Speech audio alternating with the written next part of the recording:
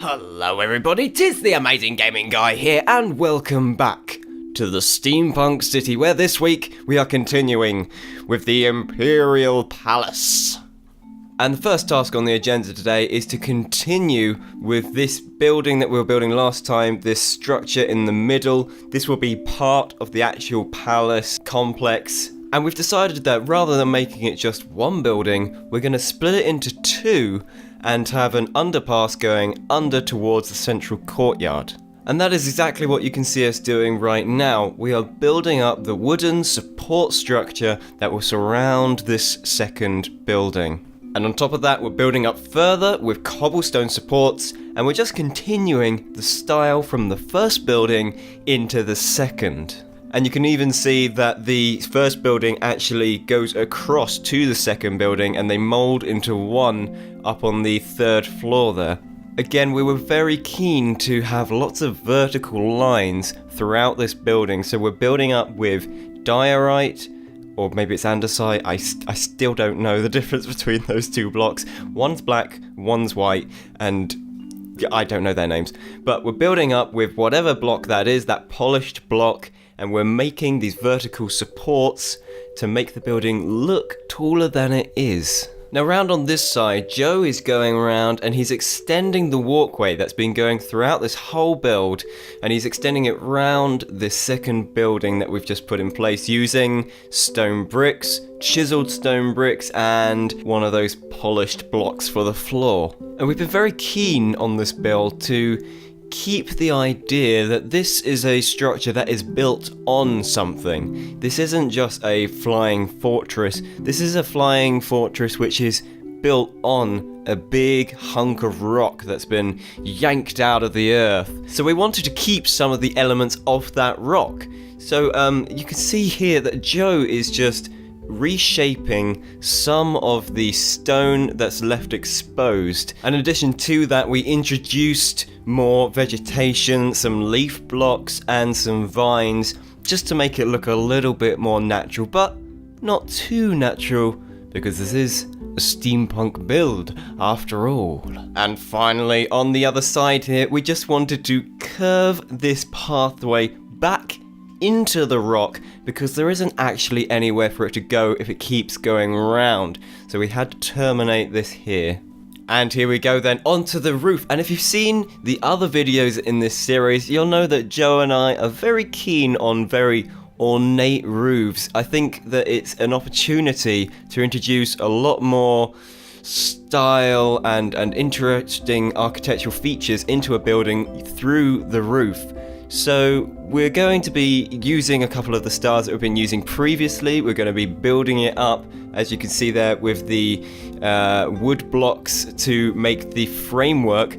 But the colour of the roof itself, you'll see, is different.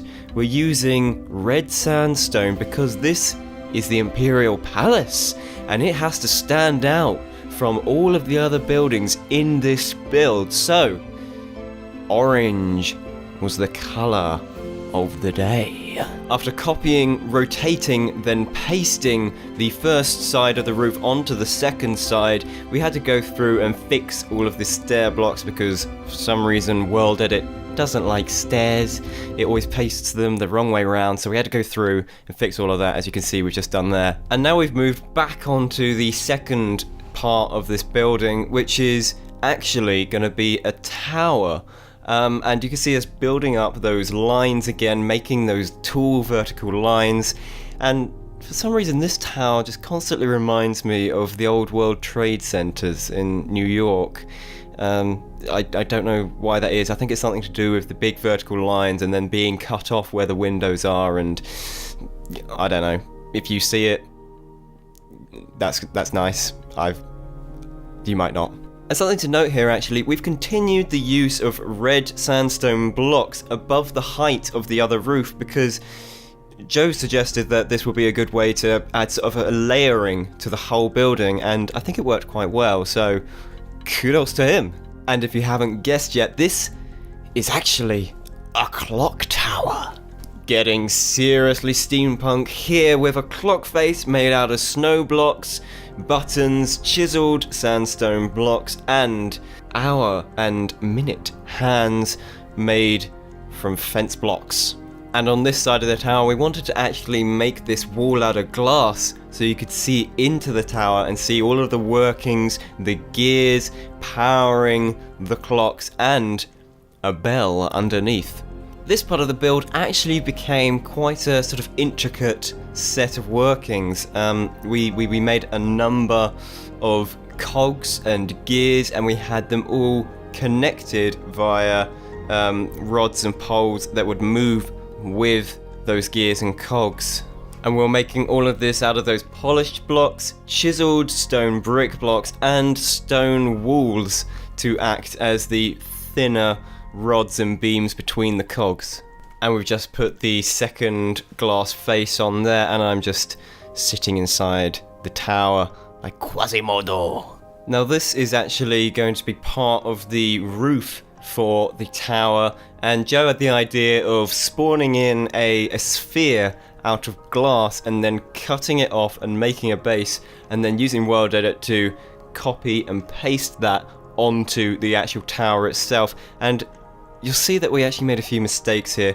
Firstly, this sphere was actually too big, so we had to go back and redo that, and also we used yellow stained clay for the base and some support structures within the dome the first time that we did this, and we just decided we didn't like it. We didn't like that colour. It wasn't a nice colour. It looked like puke, so we got rid of it and we avoided that like the plague. And back onto my favourite part of every build, going around at night time and lighting it up. We're going around using glowstone blocks, which in this texture pack actually look like sort of lanterns, which is nice. Going around and lighting it up. Oh, it's beautiful. And that is just about all we have time for today. Thank you, one and all, so much for joining us for this part of our build. I hope that you've enjoyed it. As ever, please leave a like, a comment, and a subscribe if you haven't yet. And if you want to see more of this build, we will be continuing this every single week on this channel for the foreseeable future until it is done. So, thank you, thank you, thank you, and we will see you all next time. Goodbye.